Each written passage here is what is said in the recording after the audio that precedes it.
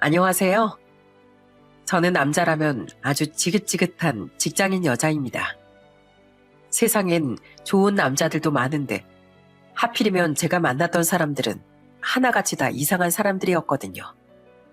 무엇보다도 최근에 결혼 준비까지 진행했던 남자 때문에 아예 남자라면 치를 떨게 되었는데요. 얼마나 끔찍한 사람이었는지 얘기해 볼 테니 잘 들어주셨으면 좋겠습니다. 제가 어렸을 때부터 저희 부모님은 작게 이삿짐 용달을 하셨어요. 큰 이사는 아니고 원룸 이사 정도만 하셨는데 맨날 무거운 짐을 나르시다 보니까 정말 고생이 많으셨습니다. 가끔씩 여기저기 멍들고 다치실 때도 많았고 집에 오면 맨날 근육통으로 힘들어 하셨어요. 그런데 부모님이 그렇게 고생하시는 와중에도 저보다 5살 많은 오빤 늘 사고만 치더라고요. 엄마, 나 옷 좀 사게 용돈 좀 주면 안 돼요? 나 이번에 진짜 사고 싶은 옷이 있단 말이에요. 인철아, 너 도대체 언제 정신 차릴래? 너 지난번에도 엄마한테 말없이 학교까지 빠지고 친구들이랑 몰래 술 마셨잖아. 근데 이젠 옷 사게 돈 달라는 타령이야? 제발 부탁이니까 다른 애들처럼 성실하게 학교만 열심히 다니면 안 되니? 아이 진짜 학교가 가기 싫은데 어쩌라고요. 그래서 옷 살 돈도 못 준다는 거예요? 에휴, 이래서 내가 부잣집에 태어났어야 됐는데 옷 한 벌도 마음대로 못 사고 짜증나 죽겠네. 저는 그래도 공부를 꽤 잘하는 편이었어서 서울권에 있는 대학에 진학하고 졸업 후엔 대기업에 취직하게 되었어요. 하지만 오빤 성인이 되어서도 계속 말썽만 부리더라고요. 회사를 들어가긴 들어갔는데 월급이 적다느니 일이 힘들다느니 하면서 몇 번을 그만뒀는지 모릅니다. 그러다가 하루는 오빠가 부모님한테 이러더라고요. 아빠, 저 아무래도 회사 생활은 체질에 영 안 맞는 것 같은데 식당이나 차리게 돈 좀 보태주시면 안 돼요? 나도 이제 나이가 30인데 사람 구실을 하면서 살아야 될 거 아니에요. 인철이 너 아빠가 지원해주면 정말 열심히 할 수 있어? 너 학교 다닐 때처럼 그렇게 맨날 놀기만 하고 어영부영 할 거면 시작부터 하지 마라. 에이, 제가 어린애도 아니고 당연히 열심히 하죠. 진짜 정신 차리고 열심히 살 테니까 한 번만 도와줘요. 네? 오빠가 하도 조르니까 저희 부모님이 결국 식당을 하나 차려주시더군요. 그래도 오빠가 장사 수완은 있는 건지 조금 시간이 지나니까 식당이 점점 잘 되기 시작하더라고요. 돈이 좀 벌리기 시작하니까 더 이상 부모님한테 손도 안 벌리고 이젠 정말 사람답게 사는 것 같았어요. 그러다가 저희 오빠가 30대 초반에 일찍 결혼을 하게 되었습니다. 그런데 역시 사람은 끼리끼리 만난다고 새언니도 게으르고 돈 욕심만 많은 사람인 것 같더라고요. 결혼한 지 얼마 안 됐는데 자꾸만 새언니가 저희 부모님한테 이러는 거예요. 아버님, 저희 요즘에 생활비가 조금 부족한데 돈 조금만 보태주시면 안 될까요? 제가 살림을 알뜰하게 한다고 하는데도 이상하게 자꾸 돈이 비네요. 새언니는 그런 식으로 몇십만 원씩 저희 부모님한테 돈을 달라고 하고 임신했을 땐 해교 여행 가고 싶다며 또 돈을 요구하더라고요. 아버님, 요샌 임신하면 다들 해외로 태교 여행 간대요. 제가 이 뱃속에 아버님 손주도 품고 있는데 당연히 아버님이 태교 여행 보내주실 거죠? 남들 다 가는 거 저만 못 가면 너무 속상하단 말이에요. 새언니가 하도 조르니까 저희 부모님이 결국 태교 여행도 보내주시더군요. 심지어 새언니가 조카를 낳고 나서도 대놓고 저희 부모님한테 선물로 현금 500만 원을 달라고 하는 거예요. 그런데 정말 어이가 없는 건 맨날 그렇게 저희 부모님한테 돈을 요구하면서도 오빠와 새언니가 돈 아낄 생각도 안 하고 사치만 부렸다는 겁니다. 그래서 하루는 제가 너무 화가 나서 부모님한테 이렇게 얘기한 적도 있었어요. 엄마, 아빠, 왜 그렇게 오빠한테 돈을 주는 거예요? 맨날 생활비가 부족하다, 아기용품 사야 된다 이러면서 돈 달라고 하는데 정작 새언니랑 오빤 비싼 차 타고 다니고 비싼 옷 맨날 사 입잖아요. 그거 다 엄마 아빠가 자꾸 돈을 주니까 이용하는 거라고요. 아휴, 그럼 어떡하니. 네 오빠가 이제서야 정신 차리고 식당 운영하면서 제대로 살겠다는데 거짓말인 거 알면서도 부모로서 속아줄 때도 있어야지. 아무래도 저희 부모님은 오빠가 이제 결혼해서 남들처럼 평범하게 사니까 뭐라도 도와주고 싶으셨던 것 같아요. 하지만 제 입장에선 너무 답답하기만 했습니다. 그래서 전 결혼하면 절대 부모님께 손 안 벌리고 제 힘으로 살아야겠다고 생각했어요. 그때 당시 저한테 5년 동안 만난 남자친구가 있었는데 마침 그 남자친구와 결혼 생각도 하던 참이라 더 그런 생각이 많이 들었던 것 같습니다. 그런데 남자친구를 저희 집에 인사도 시키고 상견례 날짜도 서로 조율하던 도중 정말 어이없는 사건이 터지고 말았어요. 하루는 저와 친한 친구가 저한테 전화해서는 이러는 거예요. 이나야, 나 방금 네 남자친구 봤는데 글쎄 어떤 여자랑 팔짱 끼고 영화관에 들어가더라.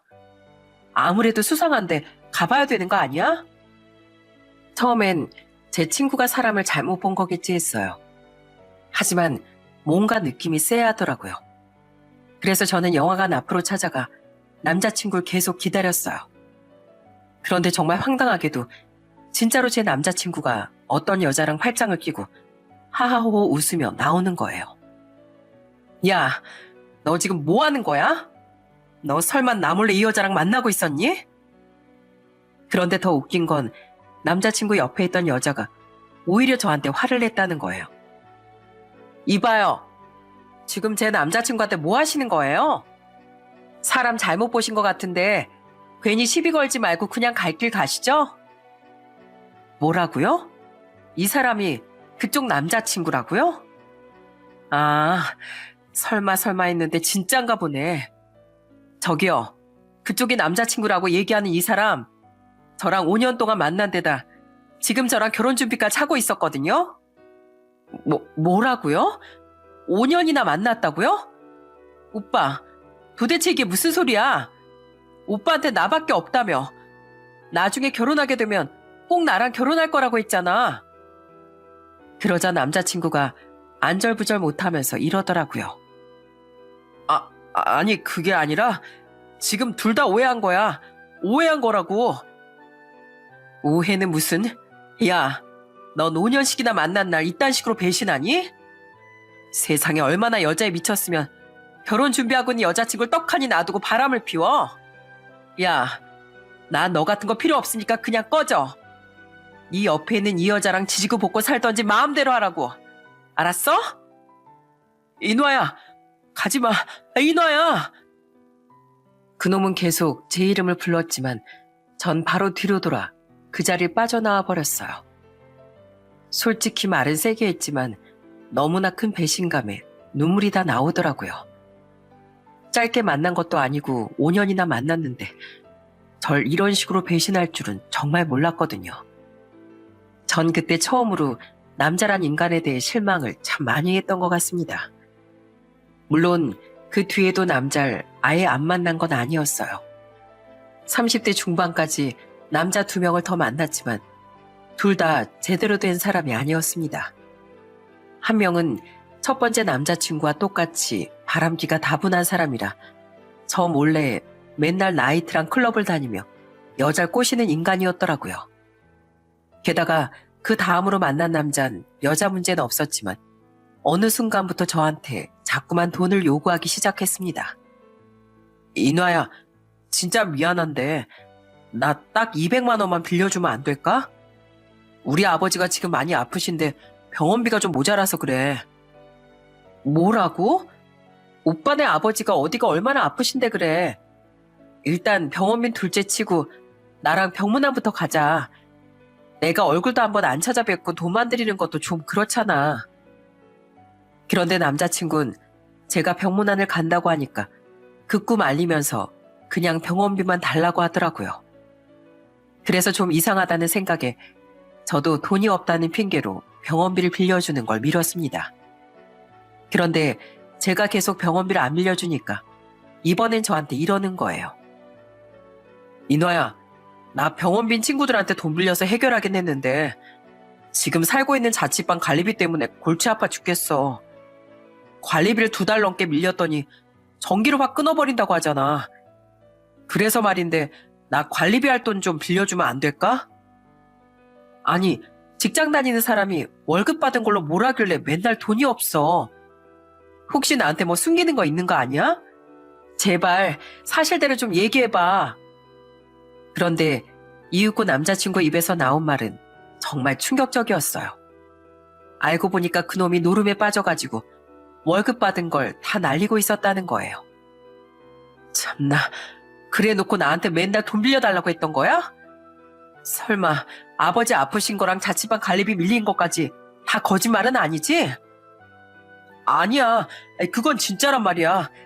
내가 설마 우리 아버지 아픈 것 가지고 거짓말을 하겠어? 그럼 왜 병문안을 못 가게 하는데? 진짜로 아버지가 아프신 거면 지금 당장 영상통화라도 걸어보던지.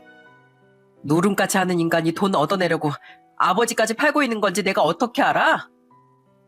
하지만 그놈은 끝끝내 아버지가 진짜로 아프시다는 걸 증명하지 못하더군요. 역시 그 모든 건 노름할 돈을 구하기 위한 거짓말이었어요. 결국 전 그렇게 세 번째로 만난 남자까지도 뻥 차버리고 말았습니다. 이런 일이 세 번이나 반복되다 보니까 너무 질려서 이제 남자는 안 만나야겠다는 생각이 들더라고요. 그런데 밖에서 만난 남자 때문에 골치 아픈 일이 없어지니까 이번엔 저희 집에 있는 남자놈 때문에 아주 복장이 터지더군요. 세상에 저희 오빠가 세연이랑 같이 집에 찾아와서는 식당을 확장한다면서 부모님한테 5천만 원을 달라고 하는 거예요. 저는 너무나도 뻔뻔한 그 모습에 화가 나서 오빠한테 이렇게 소리쳤습니다. 뭐? 5천만 원? 야, 우리 엄마 아빠가 그동안 너한테 해준 돈이 얼만 줄은 알아? 너 식당 차릴 때도 돈 다 보태주고 그동안 생활비며 뭐며 가져간 돈이 한두 푼이 아니잖아. 근데 이젠 식당 확장해야 되니까 5천만 원을 달라고? 네 사업은 네가 알아서 해야지. 왜 자꾸 우리 엄마 아빠한테 돈을 요구하고 난리야? 다 큰 성인이면 제발 성인답게 행동해. 뭐라고? 야, 너 지금 말 다 했냐? 이게 어디 버릇없게 오빠한테 야야거리면서 큰 소리를 치고 있어? 네가 오빠답게 행동을 해야 야 소리가 안 나오지. 너 우리 엄마 아빠가 얼마나 고생하면서 일하시는 줄은 알아? 추운 겨울날엔 손이 꽁꽁 어는데도 그 무거운 짐을 직접 다 나르시고 여름엔 땡볕에 땀 뻘뻘 흘려가면서 일하신다고. 근데 넌 한 번이라도 그렇게 힘들게 일해본 적 있어? 우리 엄마 아빠가 차려준 식당에서 계산이나 하면서 편하게 일하는 주제에 왜 자꾸 돈을 달라는 거야? 그렇게 돈이 필요하면 네가 직접 투잡 쓰리잡 뛰어가면서 돈을 벌면 될 거 아니야. 제가 그렇게 말하니까 이번에 세연이까지 저한테 짜증을 내더군요. 아가씨, 자식이 돈 필요하면 부모가 도와줄 수 있는 거지. 왜 아가씨가 난리예요? 아가씨는 괜히 참견하지 말고 그냥 빠져요. 돈을 한두 번 달라고 했었어야죠. 오빠랑 세연이랑 둘 다 우리 엄마 아빠를 돈 나오는 ATM 기기로 알고 있잖아요. 엄마, 아빠, 이번에도 또 오빠한테 돈 주면 나 가만히 못 있어요? 그렇게 고생해서 번 돈을 왜 오빠 같은 놈한테 다 퍼주냐고요. 이제 엄마 아빠 나이가 벌써 60대인데 이제 노후 준비도 하려면 엄마 아빠 돈을 스스로 지키셔야죠. 제가 그렇게 말했더니 저희 아빠가 한숨을 푹푹 쉬면서 이러시더라고요. 그래, 이노아 네 말이 맞다. 우리도 이 정도 했으면 할 만큼 한 거야. 그러니까 인철이 너 식당을 확장하고 싶으면 그냥 네가 돈 벌어서 네 돈으로 해라. 나 이제 너한테 줄 돈도 없고 돈이 있어도 주고 싶은 생각 없으니까. 알았냐? 그런데 오빠와 세연이는 그 말을 받아들이기 힘들었는지 한참을 소리 지르고 화내다가 결국 가버리더군요. 솔직히 그 모습이 너무 한심해서 앞으로 아는 척도 안 하고 싶더라고요. 그런데 더 웃긴 건 뭔 줄 아시나요? 식당 확장한다고 돈까지 요구해놓고선 2년도 안 돼서 오빠네 식당이 망해버린 거예요. 노는 것만 좋아해서 다 알바생한테 맡기고 띵가띵가 놀러 다녔으니 망할 만도 했죠. 만약에 그때 저희 부모님이 오빠한테 5천만 원을 주셨으면 아마 그 돈도 공중분해됐을 겁니다. 전 그때 부모님을 말렸던 게 정말 잘한 일이었다고 생각했어요. 그렇게 오빠가 한심하게 사는 동안 전 그냥 직장만 열심히 다녔습니다.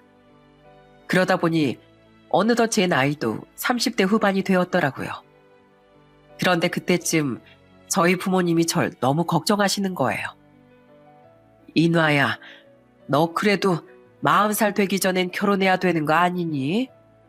주변에 괜찮은 남자가 정 없으면 결혼정보회사라도 가입해보지 그래. 요즘엔 결혼정보회사에서 만나서 잘 사는 부부들도 많다고 하더라고. 전 솔직히 남자를 만나고 싶은 마음이 별로 없었지만 부모님이 걱정이 너무 심하신 것 같길래 결혼정보회사에 가입하게 되었어요. 하지만 결혼정보회사에서 소개시켜준 남자라고 해서 다 괜찮은 건 아니더라고요. 처음 소개받은 남자는 일반 직장인이었는데 딱 한 번 만났을 뿐인데도 절 여자친구라고 생각하는 건지 너무 집착을 하기 시작하는 거예요. 수시로 저한테 전화해선 저의 일거수일투족을 꼬치꼬치 캐물었어요. 인화씨, 퇴근했어요?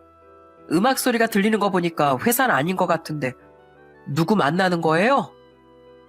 아, 저 퇴근하고 잠깐 친구 만나고 있어요. 그래요? 친구 누군데요? 방금 어떤 남자 목소리가 들린 것 같은데 남자 만나고 있는 거 아니죠? 아니에요. 저 여자인 친구 만나고 있는 거고 방금 들린 목소리는 그냥 지나가는 사람이에요. 근데 왜 이런 것까지 다 꼬치꼬치 물어보고 그러세요? 진짜로 지나가는 사람 맞아요? 남자 만나고 있는 건데 여자라고 거짓말하는 거 아니고요? 못 믿겠으니까 진짜인지 아닌지 보여줘봐요. 내가 영상통화 걸 테니까 화면으로 보여주라고요. 세상에 한 번 만난 여자한테 그렇게 집착하는 남자가 있을 줄은 전혀 몰랐습니다. 결국 전 그 사람의 연락처를 차단하고 결혼정보회사에서 소개시켜준 두 번째 남자를 만났어요. 그런데 그 남자는 성격이 너무 거만하더라고요. 인화씨, 본인이 대기업 다니니까 되게 잘난 줄 알죠? 근데 그거 알아요? 솔직히 제 입장에선 인화씨 정도 되는 여잔 널리고 널렸어요. 저도 마음만 먹으면 대기업 들어갈 수 있었는데 따로 꿈이 있어서 지금 이 회사 다니는 거라고요. 그런데 제가 너그러운 마음으로 인화씨를 만나주는 거니까 앞으로 나한테 잘해요. 알았어요? 세상에 저는 기가 막히고 코가 막혀서 바로 그 자리를 박차고 나와버렸습니다. 그렇게 본인이 잘났다고 생각되면 그냥 본인이 원하는 여자 꼬셔서 사귀면 되지. 왜 결혼정보회사에 가입해서 쓸데없이 이러는지 모르겠더라고요. 그렇게 저는 두 번째 소개받은 남자까지 뻥 차버리고 세 번째 남자를 만나게 되었습니다. 세 번째로 만난 사람은 페이 닥터로 일하는 치과 의사였어요. 전 솔직히 직업은 상관없었고 결혼정보 업체에서 괜찮은 사람이라고 해서 나갔는데 문제는 키가 너무 작더라고요. 사실 제 키가 168cm라 여자치곤 큰 편이었는데 그 치과 의사는 키가 164cm인 거예요. 그래서 처음엔 키 때문에 좀 그랬는데 막상 만나보니까 성격이 괜찮은 것 같더군요. 정현 씨, 근데 직업이 의사면 더 좋은 직업 가진 여자를 만나야 되는 거 아닌가요? 보통 의사들은 같은 의사나 아니면 회계사나 변호사 같은 전문직 여자들을 만나는 것 같아서요. 전 그런 거 신경 안 쓰는 사람입니다. 전 그냥 저와 성격이랑 가치관이 잘 맞으면 된다고 생각해요. 어차피 돈은 저 혼자 벌어도 충분한데 여자 직업까지 따질 필요는 없잖아요. 그렇게 처음 만났을 때 대화가 잘 통하길래 그 이후에도 계속 만나다가 연인 사이로 발전하게 되었어요. 그런데 남자친구는 제 직업도 되게 존중해주고 항상 절 많이 생각해주더라고요. 제가 야근을 하는 날엔 걱정돼서 절 데리러 오기도 하고 말 한마디도 늘 따뜻하게 해주는 사람이었죠. 그러다가 한 번은 식당에서 밥을 먹고 있었는데 옆 테이블에 있는 꼬마애가 갑자기 우는 거예요. 그런데 남자친구가 그 아이한테 다가가서는 비타민 사탕 하나를 건네주면서 달래주더라고요.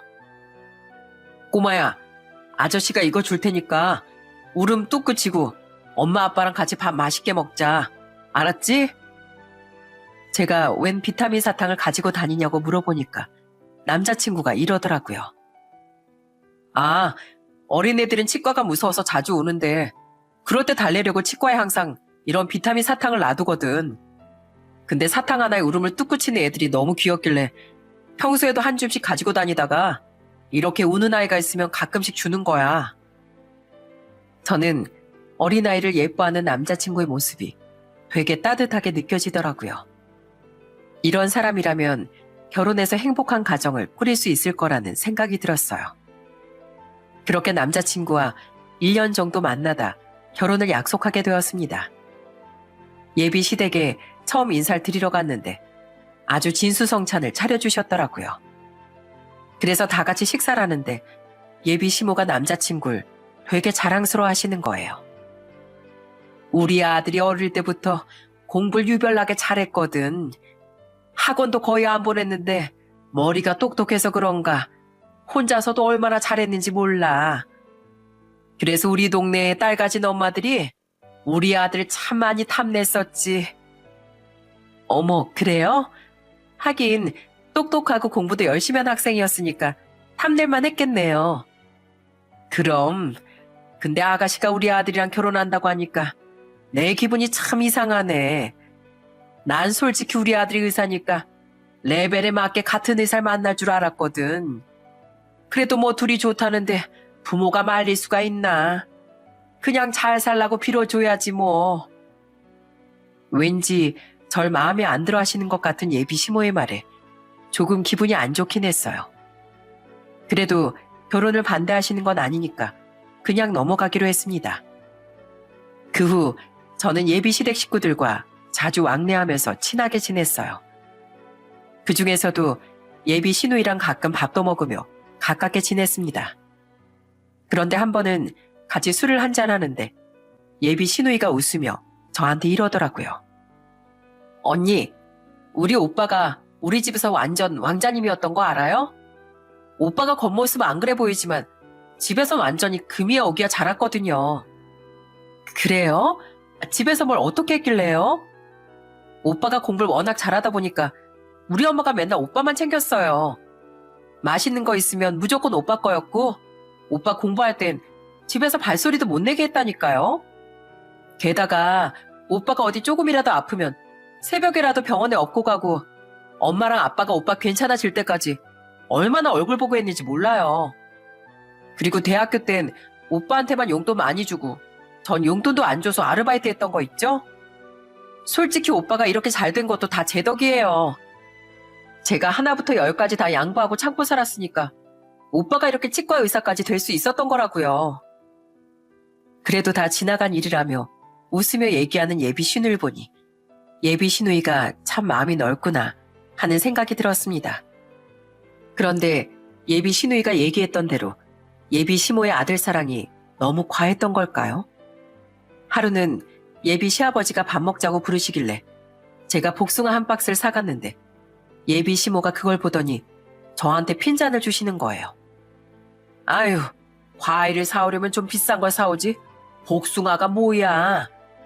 난 애플, 망고나 멜론 같은 열대 과일이 좋더라. 아니면 요즘에 선물로 많이 하는 샤인머스켓도 있는데 의사 남편 얻을 거면 그 정도 센스는 있어야지. 엄마, 인화가 우리 집에 식사로 온다고 기껏 신경 써서 사온 건데 그냥 맛있게 드셔주시면 안 돼요? 복숭아도 그렇게 싼 건 아니잖아요. 그런데 예비 시모는 거기서 그치지 않고 밥 먹는 내내 저한테 이것저것 꼬치꼬치 캐묻더라고요. 그런데 넌 월급이 얼마니? 내가 알아보니까 해기업에 다니면 그래도 400은 받는 것 같던데. 뭐 일반 중소기업에 비하면 적은 돈은 아니지만 그래도 우리 아들에 비하면 별것도 아닌 거 알지? 그러니까 그 돈 번다고 유세 떨 거면 너 그냥 직장 그만두고 집에서 우리 아들 뒷바라지나 하렴. 네? 그게 무슨 말씀이세요? 저도 나름 적게 버는 편도 아니고 회사에서 얼마나 열심히 일하고 있는데요. 저는 결혼해서도 직장 그만둘 생각은 절대 없어요. 참나, 애 낳으면 그만둘 수도 있는 거지. 뭘 그렇게 계속 다닌다고 그래? 하여간에 젊은 애가 고집도 참 세네. 전 예비 시모와 대화를 하면 할수록 결혼하면 참 피곤하겠구나 하는 생각이 들기 시작하더군요. 하지만 그런 절 안심이라도 시켜주려는 건지 남자친구가 저한테 이러더라고요. 인화야, 우리 엄마가 하는 얘기 너무 신경 쓰지 마. 우리 엄마가 젊었을 때 너무 고생하면서 날 키워서 그런지 보상받고 싶은 심리가 좀 있으신 것 같아. 그런데 나한텐 누구보다도 네가 제일 중요한 거 알지? 그러니까 우리 엄마 말은 신경 쓰지 말고 너 하고 싶은 대로 해. 남자친구는 저를 그렇게 늘 안심시켜주고 저희 집에도 되게 잘하더라고요. 아직 결혼 전인데도 저희 집에 자주 찾아가 부모님한테 엄청 살갑게 굴었어요. 아버님, 다음에 시간 나실 때 저랑 골프나 치러 다니시죠? 원래 골프가 전신운동이라 건강에도 좋대요. 아휴, 나 골프 같은 거 칠 줄 모르는데 모르시면 배우시면 되죠. 그리고 저 이나랑 결혼하고 나면 가족끼리 해외여행도 많이 가요. 이왕 가는 거 양가 부모님들 모시고 다 같이 가면 북적북적하고 재밌지 않을까요? 그렇게 저는 본격적인 결혼 준비를 위해 상견례도 하게 되었습니다. 문제 많은 저희 오빠는 괜히 초칠까봐 상견례장에 데려가지 않았어요. 솔직히 상견례 때 예비 시모가 또 이상한 얘기를 할까봐 걱정도 했었는데 다행히 그러진 않으시더라고요. 박가사돈께서 이삿짐 용달리를 하신다더니 어깨도 되게 넓으시고 옷을 입으셨는데도 팔뚝이 탄탄하신 게 한눈에 다 보이네요. 전 평생 책상 앞에 앉아서 일하다 보니 살이 아주 물렁살이거든요. 저도 박가사돈처럼 멋있게 나이 먹어야 하는데 그냥 이렇게 배만 나온 아저씨가 되어버렸네요. 아유, 멋있기만 하신데 왜 그러세요? 저야말로 험한 일 하느라 얼굴이 시커멓게 타고 주름살이 많은데 박가사돈께선 주름살도 별로 없으시고 인물이 훤하신 게 아주 멋지십니다. 우리 인화가 이렇게 멋진 시아버지를 얻는다고 생각하니까 저도 기분이 참 좋네요. 그렇게 무사히 상견례를 마치고 전 남자친구와 결혼 준비를 하기 시작했어요. 예식장을 알아보는 일부터가 너무 설레고 좋더라고요. 게다가 남자친구는 바쁜데도 결혼 준비를 하나하나 세세하게 다 챙기는 사람이었어요. 인화야, 요샌 실내 예식장에서도 야외 결혼식 같은 분위기로 꾸며놓은 곳이 있대. 천장도 유리로 돼 있어서 햇살도 잘 들어오고 꽃장식도 엄청 예쁘게 해놓는다고 하더라고. 인화, 너한텐 그런 분위기가 진짜 잘 어울릴 것 같은데 한번 상담 받으러 가볼래? 전 그렇게 제 결혼 준비가 무탈하게 진행될 줄만 알았어요. 하지만 어느 날 정말 어이없는 일이 벌어지더군요. 갑자기 예비 시모가 퇴근 후에 잠깐 만나자고 하길래 나갔는데 다짜고짜 저한테 무슨 종이 하나를 주시는 거예요. 제가 이게 뭐냐고 물어보니까 팔짱을 끼고 저한테 이러시더군요. 네가 이제 우리 아들이랑 본격적으로 결혼 준비 시작했으니 내 확실하게 짚고 넘어가야 될 것 같아서 불렀다. 너 의사랑 결혼하는 것 자체가 엄청 땡 잡은 일인 건 알지? 그러니까 잔말 말고 그 서류에 사인이나 해라. 저는 갑작스런 예비 시모의 말에 서류를 꺼내서 열어봤어요. 그런데 세상에 그 서류엔 이런 내용이 써 있는 거예요. 나 김이나는 결혼 후 시부모님에게 매달 월급의 50%를 입금할 것을 서약합니다. 세상에 그 서류에는 날짜랑 사인하는 칸까지 따로 만들어져 있더라고요. 너무 기가 막혀서 이게 대체 무슨 소리냐고 물어보니까 저한테 이러시는 거예요. 아니, 내가 여태까지 우리 아들 월급 받는 걸로 생활했는데 이제 너랑 결혼하고 나면 내가 받던 혜택을 네가 받을 거 아니니? 그러니까 네가 적어도 월급의 50%는 우리한테 줘야 공평할 거 아니야. 네? 아무리 그래도 그렇지 무슨 제 월급의 50%나 달라고 하세요? 저 이거 그냥 사인은 못하겠고요. 오빠하고 한번 상의를 해봐야 할 것 같아요. 아, 상의는 무슨. 너 내가 우리 아들 의사 만들려고 돈이 얼마나 많이 들어간 줄 알아? 내가 그동안 우리 아들한테 투자한 게 있으니까 당연히 그만큼 돌려받아 될 거 아니야. 꼴랑 월급 400만 원 받는 애가 그거 아까워서 그러는 거야? 꼴랑 400만 원 아니고요. 결혼했으면 독립된 가정이 있는 건데 다짜고짜 제 월급을 반이나 달라고 하시는 건 좀 아닌 것 같네요.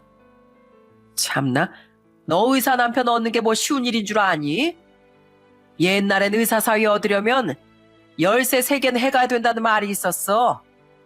근데 내가 너한테 열쇠 3개를 해오라고 한 것도 아니고 그냥 월급의 50%만 따박따박 주라는 건데 그것도 못해?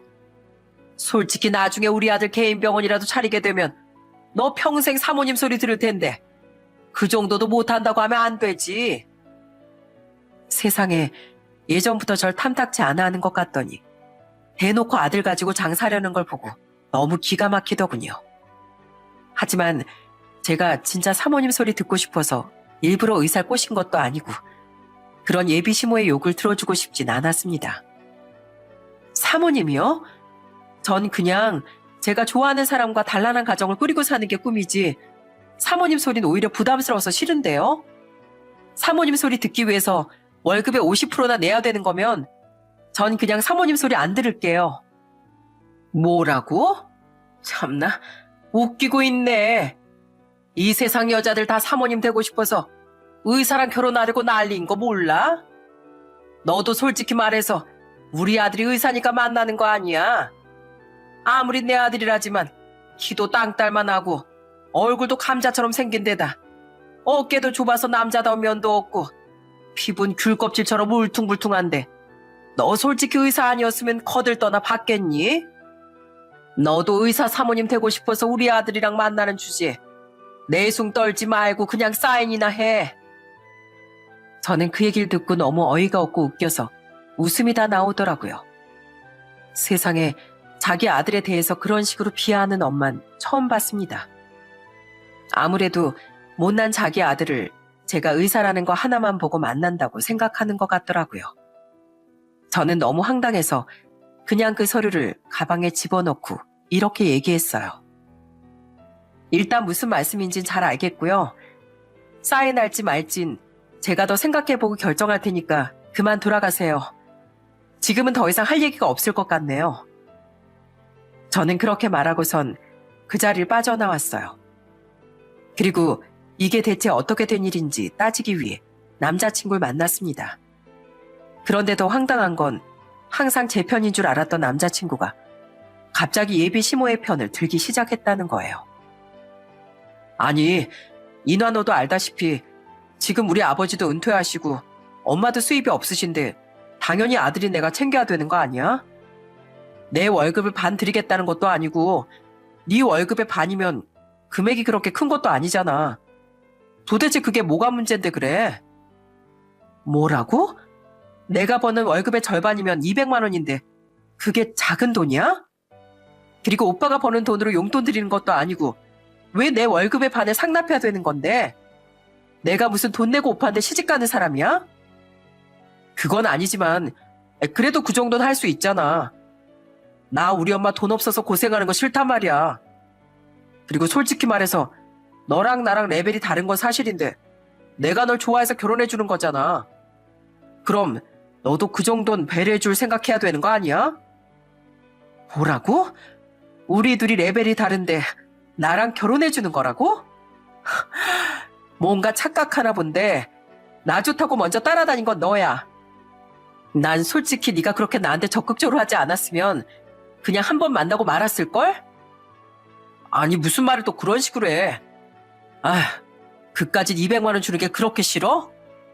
그래, 싫다. 그럼 너도 똑같이 우리 부모님한테 매달 200만 원씩 드리던가. 우리 엄마 아빠도 나 대기업 보내느라 고생 많이 하셨는데 할 거면 똑같이 해야 되는 거 아니야. 뭐? 아, 우리 엄마 아빠도 아닌데 내가 장인 장모님께 용돈을 왜 드려? 나 의사 되는데 장인 장모님이 뭐 보태주신 거 하나도 없잖아. 저는 그 얘기를 듣고 너무 어이가 없어서 헛웃음이 다 나오더군요. 자기 부모님한테 제 월급을 반이나 주는 건 당연한 거고 제 부모님한테 용돈 드리는 건 자기 부모님이 아니라서 안 된다고 하는 게 말이 되나요? 게다가 원래는 이런 얘기를 직접적으로 하는 사람이 아니었는데 이렇게 고집을 부리는 걸 보니 아무래도 절 만나기 전에 예비 시모가 이렇게 말하라고 시킨 것 같더라고요. 세상에 전 남자친구가 이렇게 마마보이에다 이기적인 인간인 줄 알았으면 결혼 결심을 하지도 않았을 겁니다. 그런데 이렇게 얘기하는 걸 보니까 이 인간과 결혼을 했다간 제 인생을 망칠 것 같다는 생각이 들더라고요. 그래서 그냥 파혼해야겠다고 결심하고 그놈한테 소리를 질러버렸습니다.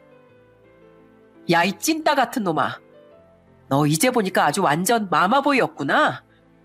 언젠 너한테 나밖에 없다면서 너네 엄마 말 신경 쓰지 말라며. 근데 이젠 결혼 준비 시작했으니까 되돌릴 수 없다고 생각해서 본색 드러내는 거냐? 그게 무슨 소리야. 본색을 드러내다니. 그냥 우리 엄마 말에 좀 맞춰달라는 건데 그게 그렇게 어려워? 그래, 어렵다. 자기 자식만 잘난 줄 알고 자식 가지고 장사하려는 사람인데 내가 왜 그 욕을 들어줘야 돼? 야, 너랑 너네 엄마가 뭔가 단단히 착각하나 본데 난 네가 의사라서 만난 거 아니었어. 난 그냥 성격 좋고 나랑 말 잘 통하는 사람이랑 가정 꾸리는 걸 원했지. 돈까지 줘가면서 사모님 소리 들을 생각 없었다고. 그리고 우리 부모님은 네 부모님도 아닌데 왜 챙겨야 되냐고? 그럼 난 너네 부모님한테 왜 돈까지 드려야 되는데? 내가 너희 부모님 보고 너 의사 만들어 달라고 부탁했냐? 본인이 돈 들여서 의사 만들어 놓은 걸 왜 나한테서 받아먹으려고 그래? 이나야, 너 진짜 왜 그래? 솔직히 나랑 결혼하면 너도 덕보는 거 많을 거 아니야. 네가 잘 모르나 본데 의사 마누라 그거 아무나 하는 거 아니다. 그놈의 의사 아주 지겨워 죽겠네. 야, 솔직히 네가 직업만 의사지 잘난 게 뭐가 있냐? 키도 나보다 조그맣고 얼굴도 찐빵 같은 게 의사면 단 줄 알아? 그래도 내가 그나마 사람 외모는 안 따지는 사람이라서 널 만난 거야. 그래도 난 네가 인성은 좋은 줄 알았기 때문에 결혼까지 생각한 거라고. 근데 이제 보니까 마마보이에다가 성격도 이기적인 게 내가 너 같은 놈이랑 왜 결혼을 하니? 나 너랑 결혼하는 거 오늘부로 없던 일로 할 거야. 그러니까 그냥 내 눈앞에서 꺼져. 뭐? 나랑 결혼을 안 하겠다고? 그런 게 어딨어? 어디 있긴 여기 있지. 너 그런데 그거 아냐? 나도 학창시절에 공부 잘했었거든? 그리고 나도 남들이 다 부러워하는 대기업 다닌 사람이야. 근데 내가 뭐가 하셔서 너 같은 찐따랑 결혼하겠니? 내가 장담하는데 너 계속 이딴 식으로 행동하면 평생 결혼 못할걸? 지금이야 네가 의사니까 다른 여자 만날 수 있을지 몰라도 나이 더 먹으면 너 같은 놈 만날 여자 한 명도 없을 거다. 그러니까 구질구질하게 굴지 말고 이거나 먹고 떨어져. 너네 엄마가 그 서류 아주 목 빠지게 기다리고 있을 테니까 너네 엄마한테 얼른 갖다 주라고. 저는 그렇게 말하고선 그 아줌마가 줬던 서류에 무언가를 볼펜으로 휘갈기고선 그놈한테 던져버린 후 자리를 벗어났어요. 그러자 뒤에서 그놈이 서류를 확인하고 절규하는 소리가 들리더라고요. 인화야, 안 돼. 이건 진짜 아니잖아. 제가 그 서류에다가 쓴 내용은 바로 이런 내용이었어요. 아줌마, 저 아줌마 아들이랑 파혼합니다. 그러니까 그 찐따 같은 아들놈하고 찐빵이나 사드세요. 그런데 역시 마마보이 아니랄까봐 또 그 사이에 지 엄마한테 일렀나 보더라고요.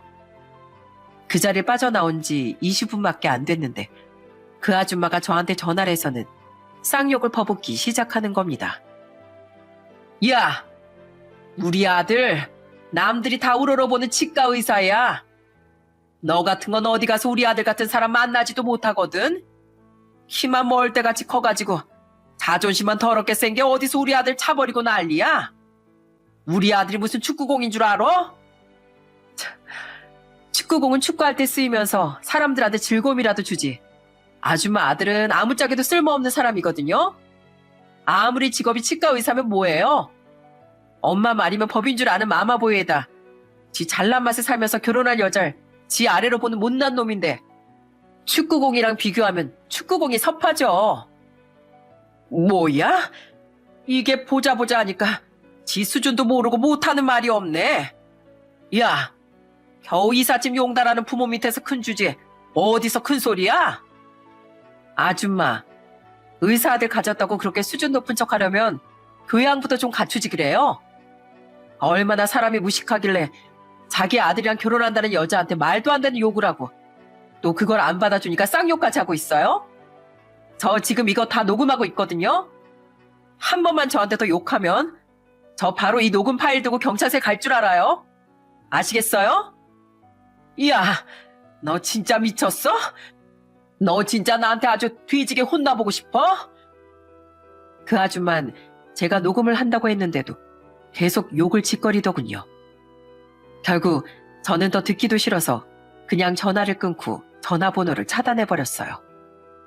세상에 제가 이런 집안에 시집갈 뻔했다는 걸 생각하니까 너무 소름이 끼치더라고요. 그 후 저희 부모님한테 가서 파혼했다는 얘기를 하는데 제가 이런 일을 당했다는 게 억울하기도 하고 한편으론 부모님한테 너무 죄송하기도 했어요. 엄마, 아빠, 40살 되기 전에 시집가는 모습 보여드리고 싶었는데 아무래도 제 인생엔 남자가 없나 봐요. 맨날 이런 놈들만 만나고 속 썩여드려서 정말 죄송해요. 그러자 저희 엄마가 제 등을 토닥여 주시며 이러시더라고요. 아니다. 우리한테 미안할 거 전혀 없어. 그래도 결혼하기 전에 그런 집안인 걸 알았으니까 정말 다행인 거야. 그나저나 엄마의 말로 너한테 정말 미안하구나. 엄만 네가 남들처럼 얼른 좋은 가정 꾸렸으면 좋겠다는 마음에 결혼정보 회사까지 가입하라고 한 건데 그냥 그러지 말 걸 그랬어. 괜히 엄마 때문에 네가 이상한 놈 만나가지고 마음고생한 거지 않니? 그렇게 전 그놈과 파혼을 하고 그냥 예전처럼 부모님과 오순도순 지내야겠다고 생각했습니다. 그런데 한동안은 그놈이 절 너무 피곤하게 하더라고요. 저희 회사 앞으로 매일같이 찾아오고 제가 매몰차게 내쫓으니까 저희 집에까지 찾아와서는 저희 부모님한테 애원을 하기 시작하는 거예요. 어머니, 아버님, 제발 저 한 번만 용서해 주십시오. 저희 부모님이 저 키우느라 너무 고생하신 게 자꾸 눈에 밟혀서 저희 어머니가 말도 안 되는 욕을 하시는데도 그게 당연한 건 줄만 알았습니다. 생각해보니까 어머님, 아버님도 이날 키우시느라 고생 많이 하셨을 텐데 너무 제 생각만 했던 것 같아요. 저 다신 저희 어머니 말에 휘둘리지 않고 이나만 바라보면서 살 테니까 저 좀 사이로 받아주시면 안 될까요? 그러자 저희 아빠가 그 인간한테 따끔하게 화를 내시더군요. 자네랑 자네 어머니가 어떤 사람인지 충분히 알았는데 어떤 부모가 미쳤다고 자네 같은 놈한테 딸을 시집 보내겠는가? 난 우리 인화가 자네 같은 놈이랑 결혼해서 눈치 보고 고생하며 사는 꼴 절대 못 보겠네. 그러니까 헛소리 하지 말고 얼른 돌아가게. 아버님, 제발 한 번만 봐주십시오. 네? 제발 부탁드립니다. 그 인간은 저희 아빠한테 쫓겨나는 와중에도 계속 울고불고 하더라고요. 그 절규하는 모습이 사람이 아니라 그냥 한 마리 늑대가 우우하고 울부짖는 것 같았어요. 그도 그럴 것이 머리도 덥수룩하게 기르고 수염도 안 깎아서 아주 짐승이 따로 없었거든요. 그런데 저와 저희 부모님이 계속 안 받아주니까 이번엔 그 아줌마가 저한테 전화를 하더군요. 웬 모르는 번호로 전화가 오길래 받아봤더니 바로 그 아줌마였어요. 이해, 너 왜 내 번호를 차단했니? 내가 너한테 몇 번이나 전화를 해봤는 줄 알아?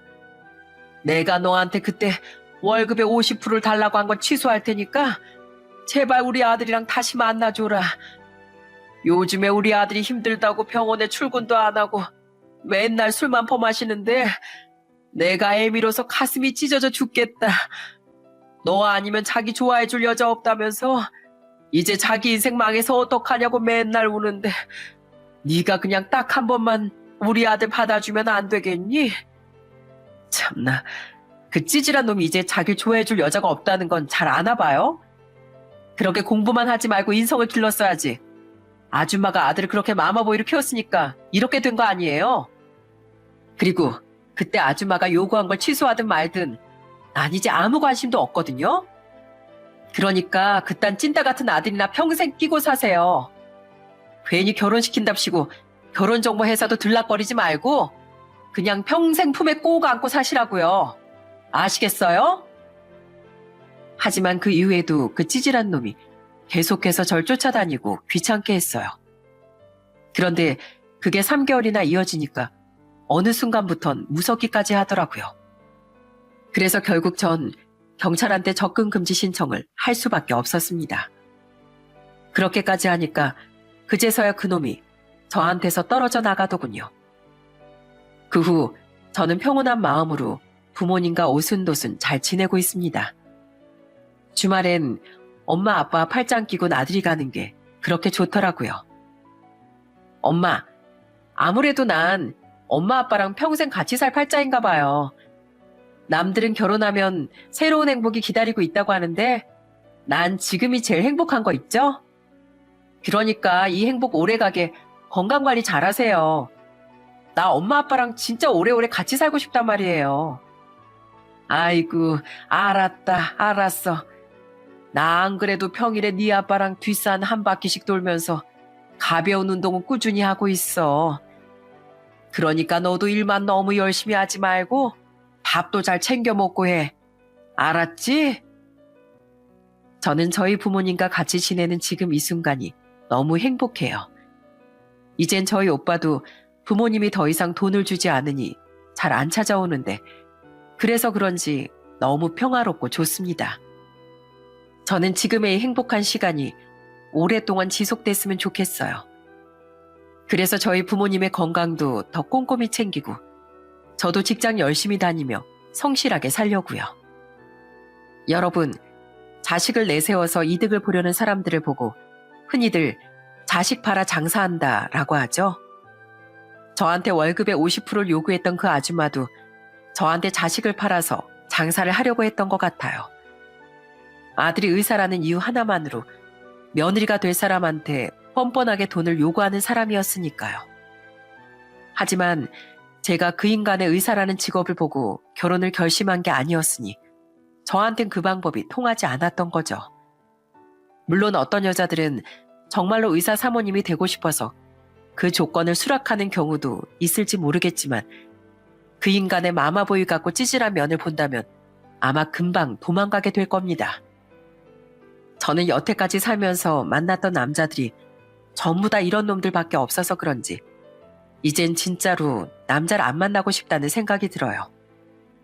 자연스럽게 찾아오는 인연이 아닌 이상 절대 소개팅이나 결혼정보 업체를 통해 만날 일은 없을 겁니다. 물론 제가 운이 없어서 이런 남자들만 만나긴 했지만 이거 하나만 기억해 주셨으면 좋겠어요. 세상엔 이런 나쁜 남자들보다 좋은 남자들이 훨씬 많다는 것을요. 제 사연을 듣고 계시는 분들은 배우자든 사위든 며느리든 좋은 인연 많이 만나셨으면 좋겠어요. 그럼 저는 이만 이쯤에서 제 사연을 마치도록 하겠습니다. 끝까지 들어주셔서 정말 감사합니다.